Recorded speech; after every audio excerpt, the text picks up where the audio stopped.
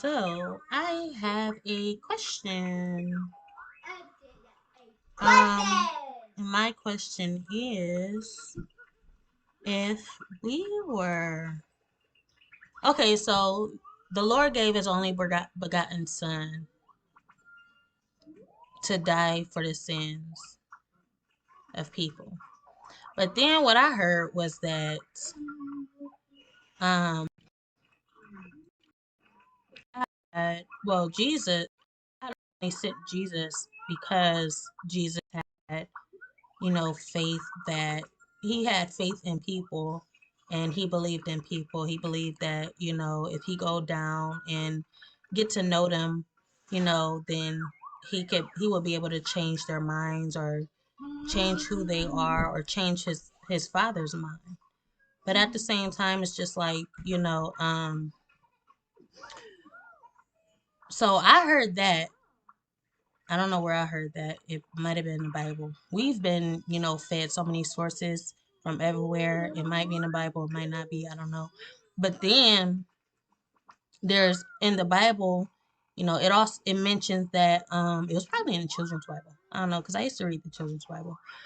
But um we also heard that God sent his only begotten son, you know. And I'm just thinking like if, you know, Jesus died for our sins. And when Jesus died, he will be, you know, sent back to the Father. But at the same time, it's just like,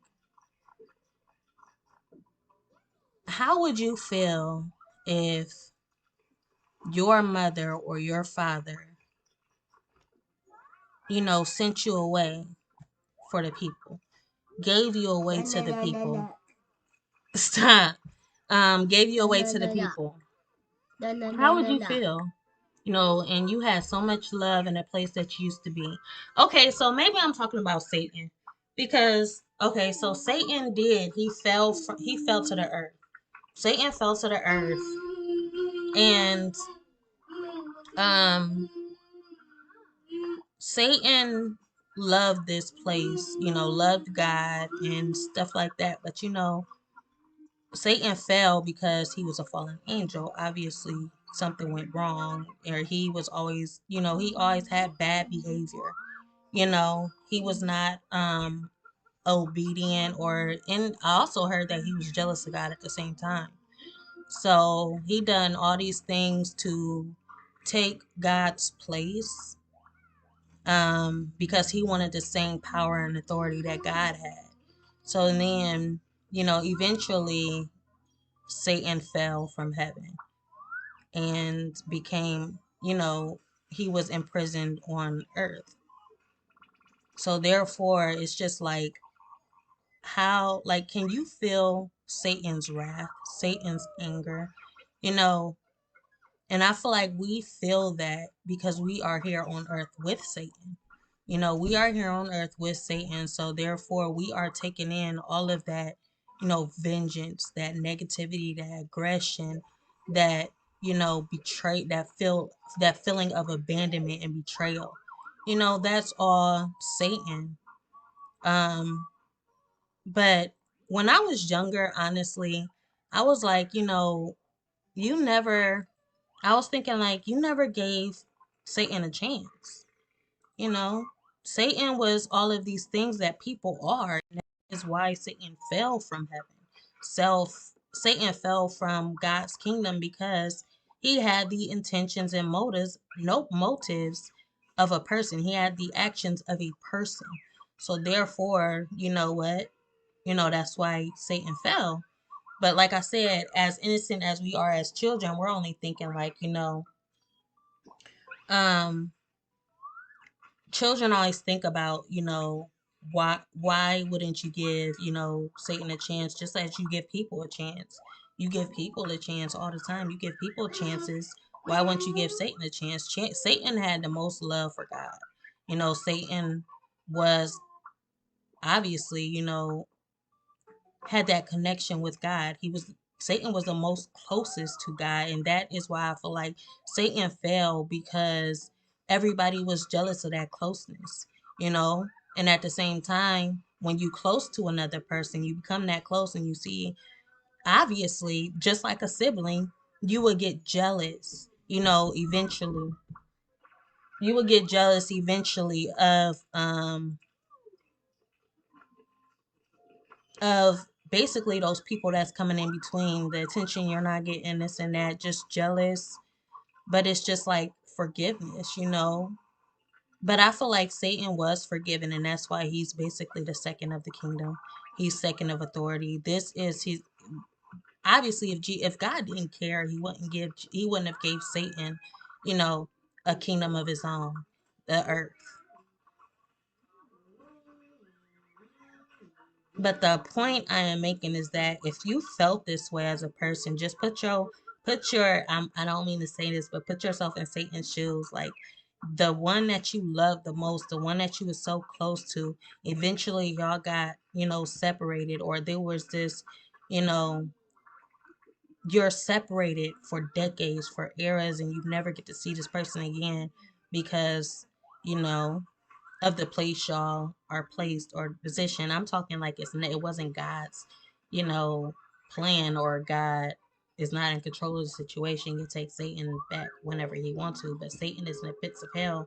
Therefore, it's just like, you know, Satan got his kingdom and God got his kingdom, but at the same time, it's just like, I feel it's like, since we are in between, Satan is God's kingdom, we're filling both halves. We're like that person in the middle. We're like Malcolm in the middle, and we're feeling all that wrath of Satan, and we're also feeling, you know, that feeling that God has given us as well, you know, that authority of God. And it's just like, it's putting us in a tough spot, because just know, you know, it makes us question,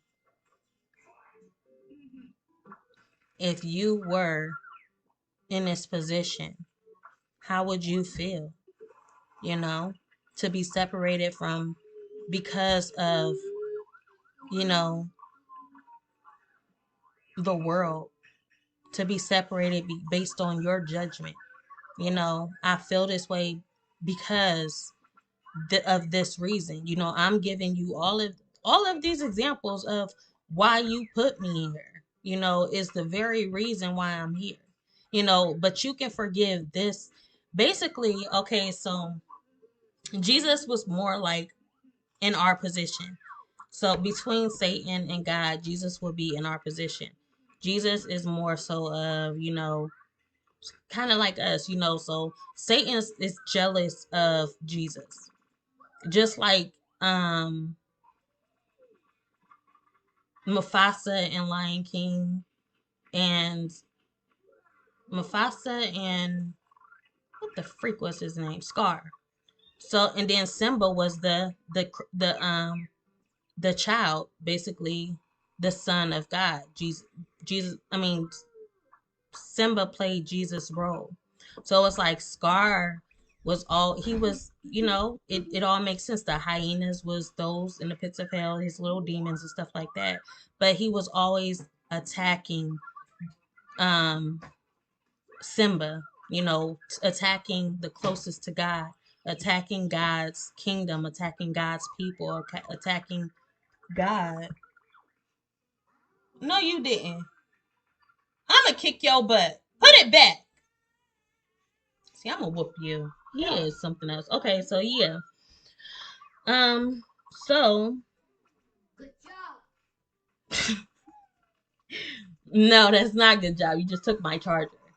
Okay, so yeah, so like I said, it's just like, dang, what point was I making? Um, it's just I can understand Scar's motives. I'm gonna say Mufasa and Scar, and for example of God and Satan. So instead of saying God and Satan, I'm gonna say Mufasa and Scar. I'm like, so Scar, um, I can understand Scar's disappointment, his rage, because as a kid, I will also look at Scar. I'd be like, he has a reason to feel the way he's feeling. He wants to be king, but he wants to be the closest to the king. Once my brother died, I will be next. It was all because of jealousy. Simba got in the way. Instead of me, it's Simba.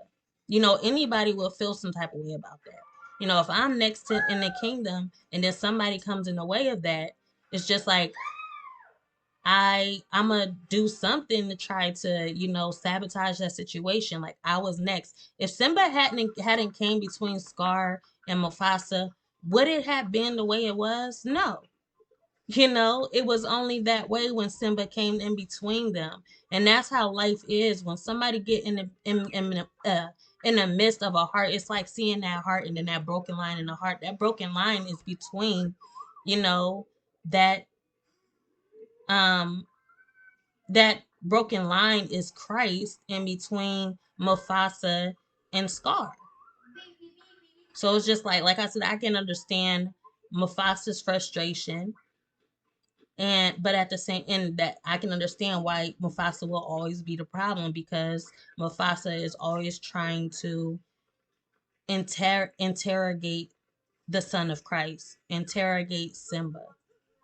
I mean, Scar is always trying to interrogate the son of Christ, interrogate Simba, you know, and therefore the only thing getting in between is, Simba. Um, I feel like Scar didn't want to treat Mufasa the way he did, but at the same time, it's just like when the world is involved and power is involved, it's just like how can you, that's how powerful power is.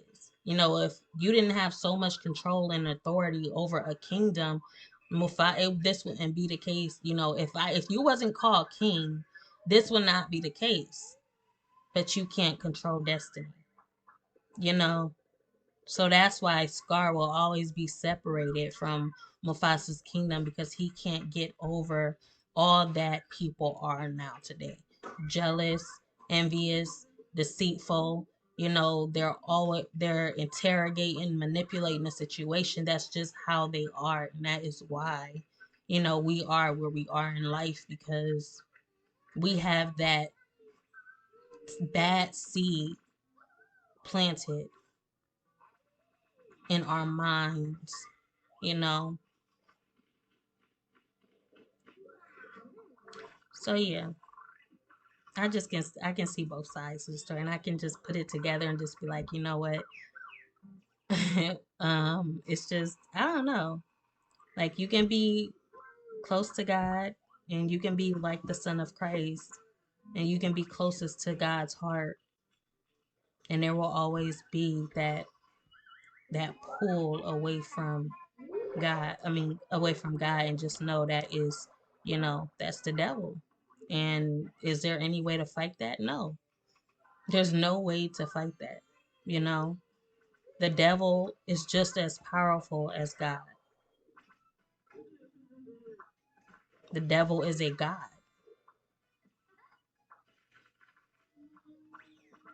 a king of the lower kingdom, you know?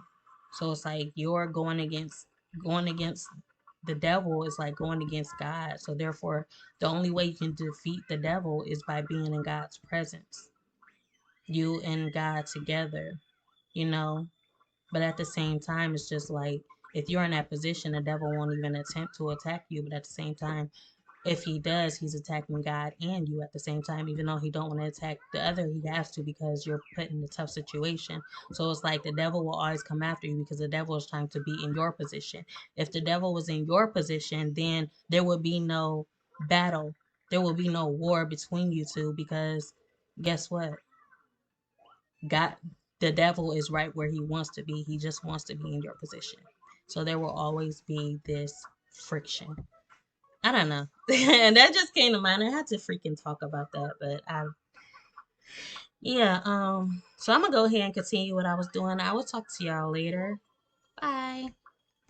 Remember to like, comment, and subscribe. Be notified. and share at your own free will to show you care.